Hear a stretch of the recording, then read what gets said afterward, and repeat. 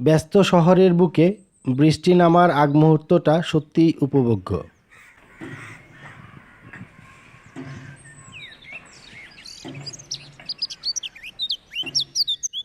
বৃষ্টি তার পূর্বাভাস আগে থেকেই দেয়।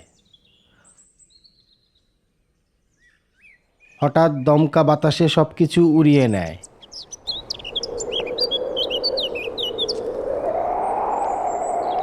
কোথা থেকে যেন কালো মেঘ এসে সমস্ত আকাশ ঢেকে ফেলে। চারদিক অন্ধকার করে শুরু হয় ঝুম বৃষ্টি। ল্যাম্পপোস্টের আলোয় মনে হয় প্রকৃতি যেন শাওয়ার নিচ্ছে।